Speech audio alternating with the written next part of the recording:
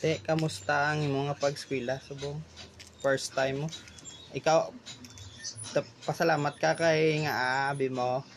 First ka nga nakatapak sa college sa aton pamilya. Ikaw gid ang nakauna-una gid nga nakatapak. Ako naka-vocational ko pero gusto ko mag-college pero no choice. Te, ano ang experience? Ano ang pamatyagan nga naka-college ka? Kulbaan eh. Nga makulbaan ka? Basa, da ba liwat ang ano? Ang ara sa notebook, pakita, di ba lao? Life.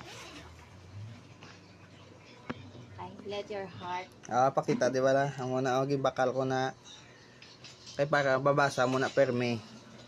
Kaya kabalo ka ko nga wala ka sariling desisyon, wala ka kabalo kung ano ang sundon mo. Mapati ka lang sa hambal ka iban. Amo na sa ginpili ko nga nakasulata, lead your heart. Ano to ka nakabutang? Let your heart. Lead your heart. Okay. Let your heart lead the way. Ay, hindi. Let your heart. Let your heart lead the way. Nakabalo ka na sa buot silingon. Amo na sa dapat. Alin daki?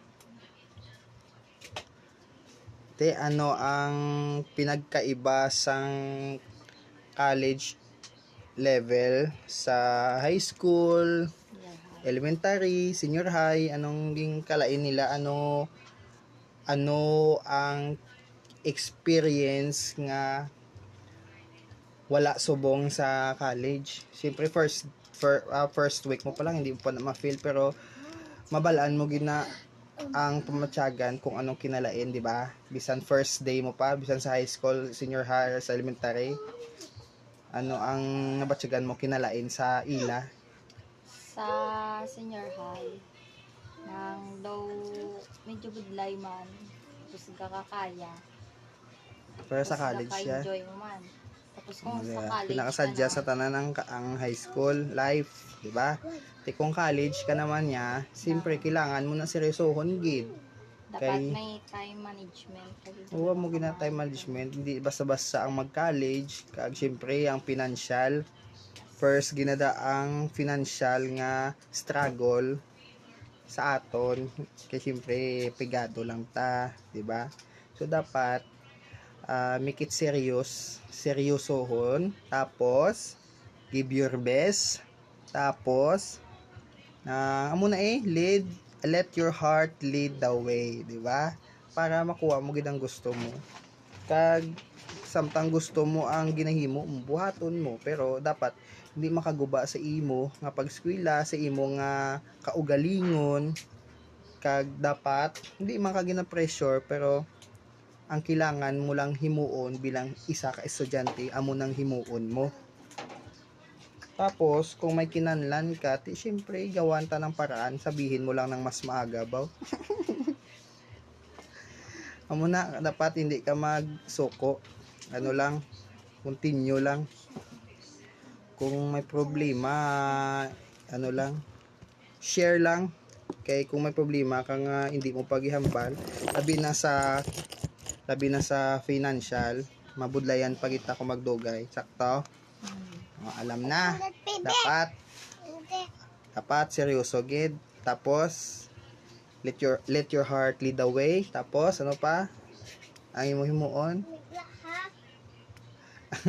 Mag-aral ng mabuti.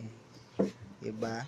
So amo na sa kag hindi ka magpa-pressure sa tanan-tanan.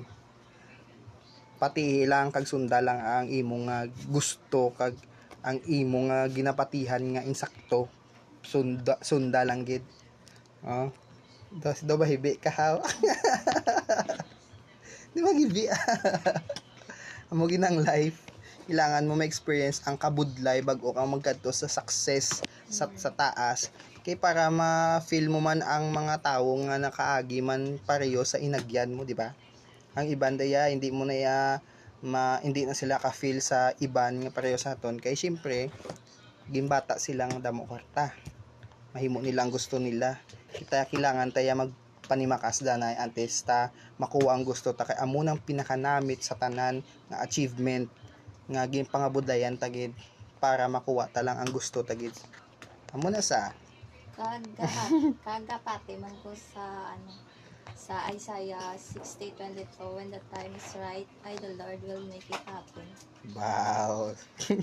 So dapat laban lang di magpaka-stress laban lang kag ipaminsaron mo na lang ang goal mo makatapos sa pag-eskwela. Okay, alam na. Okay.